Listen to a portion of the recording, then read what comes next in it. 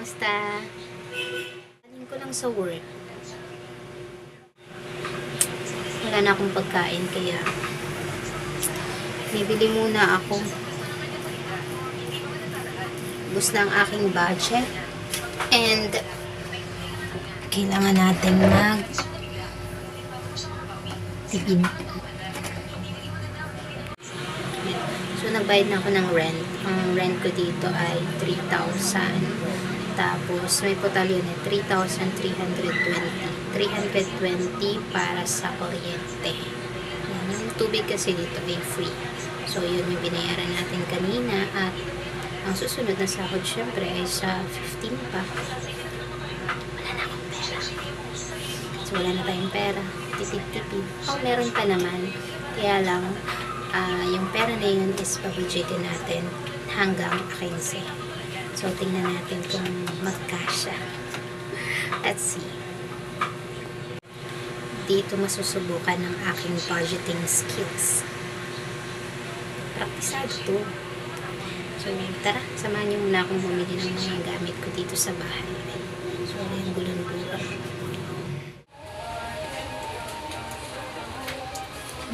Should I buy sunscreen?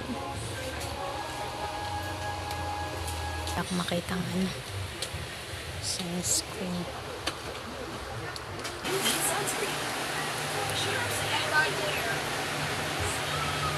Wala na akong pamasahe. Kailangan ko ba yung kutsarita?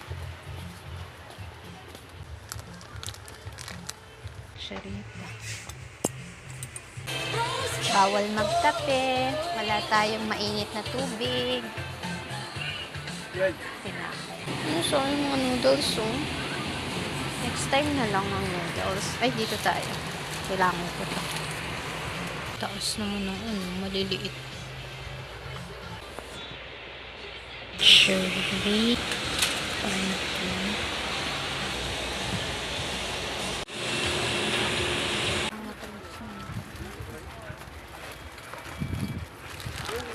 Ay, wala nang maliit.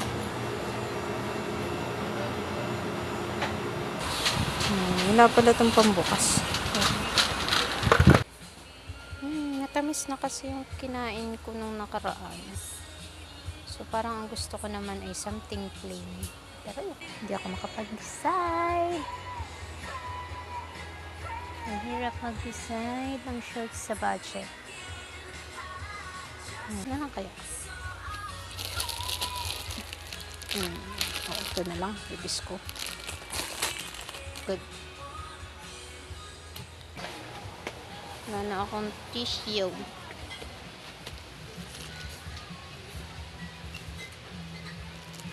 Ito lang muna. Tissue ba? Tissue.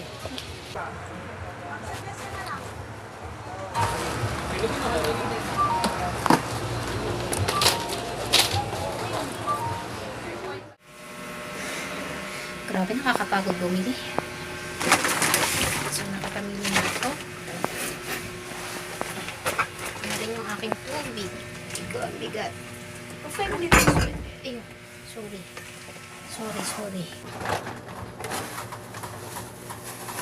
Pagkapili ko, bumili muna ako ng kanin para kakain ako sakto mainit. Then, wait, i-check ko yung pinamili ko. Ay, grabe. Init. Naka 400 din tayo. 418 yung binayaran ko. Bumili ako ng kutsarita. Gawa ng tag dito. Ang hirap kasi dito ako kumakain kapag gabi. Tapos hindi lahat ng binibilan mo ay may kutsarita. So pag minsan yung ginagamit ko is yung plastic. Yung plastic din dito. So mainit tapos maulan kaya may sipon. Hindi ko na maintindihan yung sarili ko. Siyempre then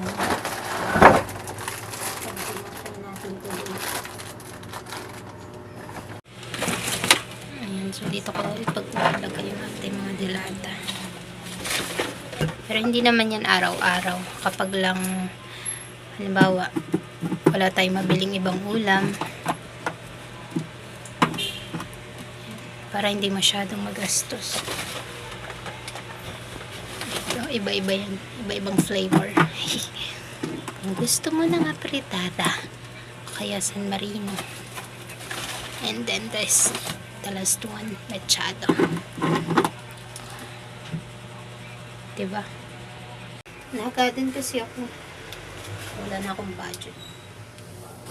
Ang ginagawa natin today ay wash and wear. So, naliligo ako ng umaga. Naglalaba ako ng aking damit. Then, paggabi, naliligo din kasi ako. Tapos, laba ulit. Ayun. So, pero nung mga nakaraan, pag sobrang, parang maulan kasi. Ayun, tapos may sipon ako. Tabar na lang yun. Tapos, ligo. Nakahanap na ako ng sampayan sa taas. Pero yung sampayan doon ay patong lang. Wala pa kasi akong hangon, hindi pa ako nakakabili. Ano pa ba? So, nakaisip na ako ng parang para makapag-save. So, kain na tayo guys. Init. So, tinas ko muna yung buho ko kasi sobrang init. And then, kakain na ako. Bumili ako ng rice. At hindi ko dito kanina. So, paano ko dito kumain sa bahay?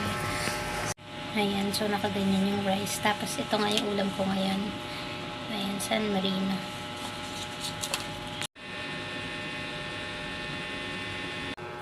Yun lang guys. Thank you for watching. Kakain na muna ako. Bye-bye.